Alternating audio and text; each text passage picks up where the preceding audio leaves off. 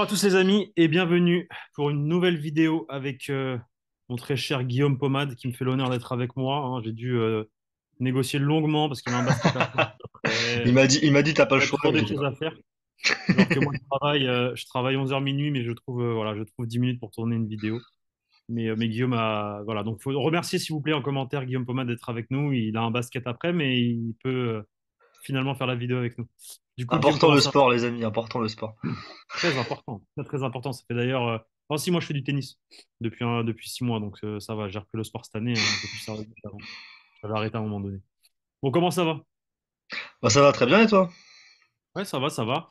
Je fais un match d'ailleurs lundi avec un pote à moi, donc j'ai déjà hâte. Bah voilà.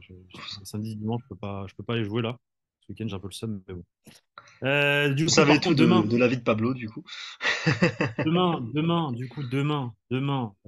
très important, demain, finale de, bon, enfin très important, un Ah, bien c'est un grand mot, mais classico. C'est un classico. un classico, c'est une finale d'un trophée. C'est la Super Coupe d'Espagne en Arabie Saoudite.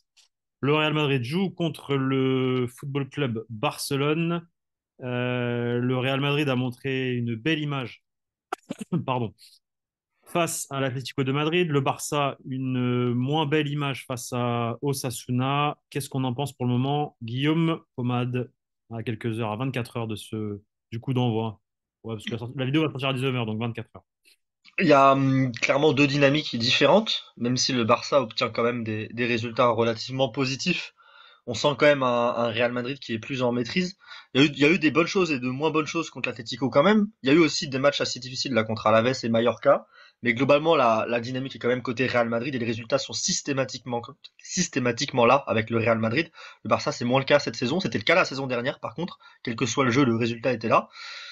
Donc c'est un Classico qui arrive. On peut se rappeler du Classico qu'il y a eu cette saison quand même. Je pense que ça reste un bon point d'appui, même si souvent les classicos dernièrement ça alterne entre une équipe et une autre. On se rappelle de la victoire extrêmement convaincante l'an dernier du Real Madrid qui avait été enchaînée ensuite par un classico en Super Coupe où c'était une victoire extrêmement convaincante du Barça par exemple. Et on voit un petit peu une sorte d'alternance sur les classicos. Logiquement, ce serait autour du Barça vu le résultat du dernier, même si dans le jeu le Real n'avait pas non plus roulé sur le Barça.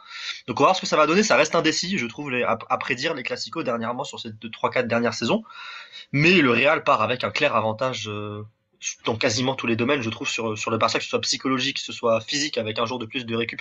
Même si le match était moins tranquille du Real Madrid, je pense que le jour de plus de récup doit quand même jouer avec le voyage et l'acclimatation à le nouvel endroit, nouvelle météo, nouveau temps, tout ça. Et je pense que le Real a les avantages sur quasiment tous les points. Quasi, parce qu'il y a eu des joueurs qui ont fini le match contre l'Atlético Madrid, voilà, ils sont cramés, notamment Bellingham, Carvajal, Valverde. T'as vu un peu les mots de Carlo Ancelotti, non? Si je dis pas de bêtises. Euh, Est-ce que Carlo Ancelotti a répondu aux questions de la presse par rapport à ça? Est-ce qu'il a rassuré euh, les supporters par rapport aux potentielles absences et aux joueurs fatigués du coup après le derby madrilène? Il a parlé, il a pas parlé en tout cas d'absence, de nouvelle absence pour la rencontre. Il a parlé par contre un petit peu de la fatigue du banc, de la rotation, de la réflexion d'effectifs. Et il a dit que pour demain, on pense pas faire de changement. Que Ok, si une durant le bonne nouvelle, match, il y hein. a un joueur qui va pas bien, qui est fatigué, que ça marche pas bien tactiquement ce que j'ai fait, il changera. Mais que le banc est préparé et que les joueurs du banc sont motivés, comme s'ils seraient titulaires. Mais par contre, il a clairement dit qu'il y aura pas de changement lié à la fatigue. Et donc on peut même Donc, s'attendre limite au même 11, hein, je pense, côté donc, Ancelotti. Dani Carvajal qui s'est entraîné dans le gymnase hier, aucun impact sur le potentiel 11 de demain. Il avait besoin d'un jour de repos comme les vétérans, mais il va bien. Il y a pas de. Il a dit, je veux pas donner de piste sur qui va jouer demain. Ouais. Mais il a Mais en dit gros, il a dit qu'il avait besoin d'un jour il de a repos, mais qu'il rassuré, allait bien. il a Il a clairement rassuré. rassuré. S'il dit qu'il Donc avait il a besoin de ce rassuré. jour de repos, mais qu'il va bien, sachant qu'en plus il n'y a pas Basquez, ça veut dire que ce serait Donc Nacho les arrière amis, droit, Chouameni défenseur central, ça changerait quand même beaucoup de choses. Je donc pense que les ça va. amis, information très importante, le meilleur latéral droit au monde sera bien disponible demain face au Barça et le meilleur latéral gauche au monde dans la tête de Carlo Ancelotti, Ferland Mendy. Qu'est-ce que t'en penses? Meilleur latéral gauche défensif, quand même, petite Ah, précision à il a apporter. dit défensif? Il a dit Il a défensif? dit en défense, il a dit exactement, il a dit Il a dit quand il est bien, pour moi, c'est simplement le meilleur latéral gauche du monde en défense. En defensa. Il l'a bien précisé. C'est bien écrit. Il a dit si que puede mejorar en attaque. Donc, il peut s'améliorer en attaque, mais il a marqué l'autre jour quand même. Il a Mais je vais mentionné. te dire un truc, ben, moi c'est ce que je répète depuis, tu vois, comme quoi je pense comme Carlo Moi, je suis pas Ancelotti d'accord et avec que Ancelotti. je connais le même football que Carlo Ancelotti, du coup on a un, voilà, c'est que je suis désolé, non mais Ah oui. Ferland Mendy, quand il est en forme, défensivement, c'est ultra solide et ça donne un équilibre au Real et on l'a vu en C'est que ça 2022. fait, Je suis désolé. c'est que ça fait un an Maintenant, et demi qu'il n'est pas en forme maintenant défensivement. voilà, voilà. Bon, Ça, le vrai souci, bref, la saison dernière, défensivement, quand il joue, c'était très laborieux. Et cette saison, il a pris du temps. Là, ça va mieux. Là, depuis, on va dire, les 7, 8 derniers matchs, ça va, on voit clairement une amélioration. Même le début cette saison, quand il se remettait, quand il est arrivé un petit peu en retard, qu'il a eu sa préparation tronquée, c'était encore compliqué défensivement aussi pour Mendy. Ça va mieux. Là, je suis d'accord. Après, est-ce que c'est le meilleur au monde et défensivement à son poste? alors J'irai pas jusque-là, c'est parce que c'est son joueur qui dit ça, je pense quand même. Moi, en tout cas, moi, j'irai pas jusque-là d'un point de vue extérieur. Après, est-ce que défensivement à c'est son de meilleur niveau, mieux tu en mets mieux? qui Oui. avant lui? Défensivement Défensivement, au meilleur niveau, tu mets qui avant lui? Parce que forcément, il y en a plein. Ça, je suis d'accord. Théo Hernandez, etc. il y a Mais du monde. défensivement, tu mets qui meilleur? Moi, Purement j'ai personne. défensivement. À Après, son meilleur, Mendy, à on le son voit plus meilleur niveau en défensivement parce qu'il 2022, a un rôle. il y a Il a un rôle plus Guillaume, quand défensif. juste en 2022, Ferland Mendy, latéral gauche, d'un point de vue défensif, pour moi, c'est le meilleur au monde. Je suis désolé. Il y a personne au-dessus de lui. Mais quand il est à son meilleur niveau, effectivement, à son meilleur niveau, défensivement, C'est qui il n'y a l'arrière gauche personne. de City selon toi? Il y en a pas vraiment, en vrai.